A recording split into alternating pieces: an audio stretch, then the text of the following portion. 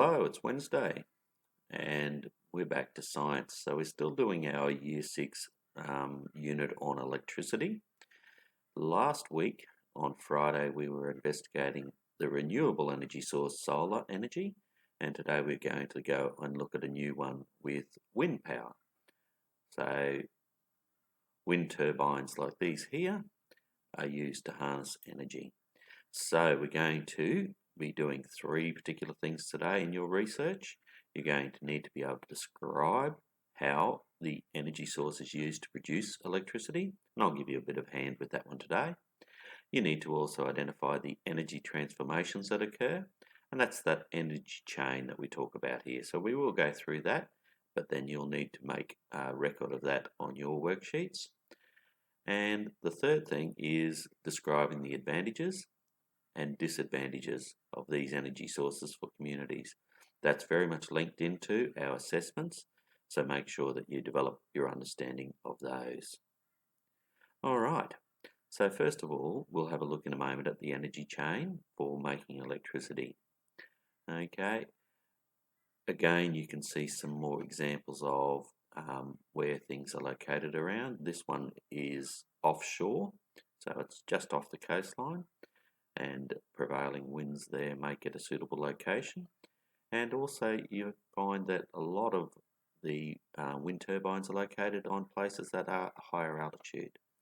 This third little diagram up here just gives you a bit of an idea of how they're connected to the electricity grid, and also how they contain both the mechanisms for a turbine and a generator within the wind turbine itself. All right, so we'll have a look at the energy chain next.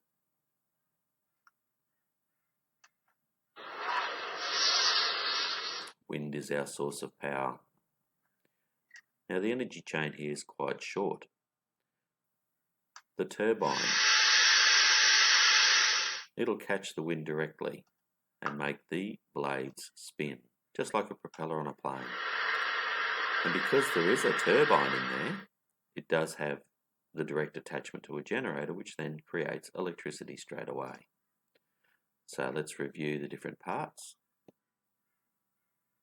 Wind is selected as a source of energy, and it is utilised more and more.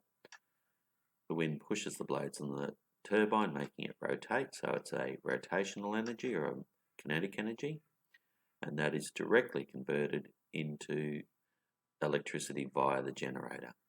All right, so that's the energy chain, and that's the part that you have to fill in the second section of your research sheet.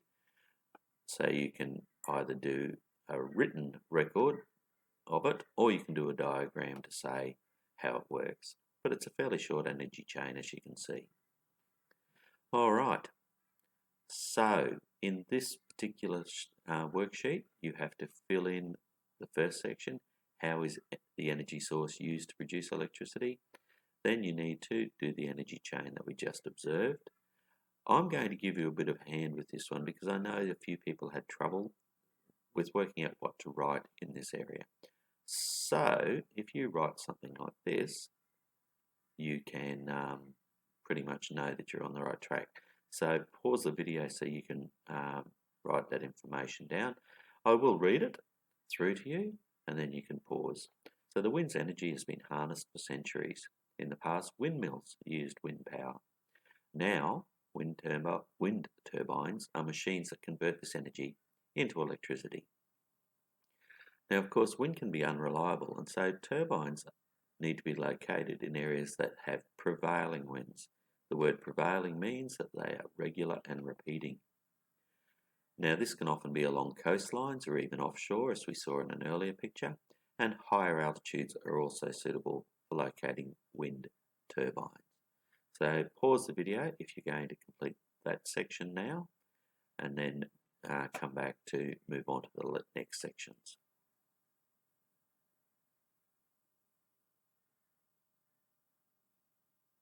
All right, you're back. So complete the energy chain. Remember, it was a very short chain, starting with wind being used as the source of energy. Of course, the turbine provides the rotational energy that spins the generator, and the generator actually creates the electricity. So it can be in word form or diagram form for that one. So you can pause the video to complete that part. Now the next thing is to come up with the advantages and disadvantages of wind power. So include those from what you can work out. Remember, it's a renewable energy source, and remember that it's also going to not really carry all the pollutants of fossil fuels, but if you need a bit of extra help in researching, these are some suitable sites that you can go to. All right, so that's all the help from me at the moment. Complete the video or complete the worksheets, and I'll catch you back tomorrow for some more research into another energy source. Okay, thanks guys. Bye now.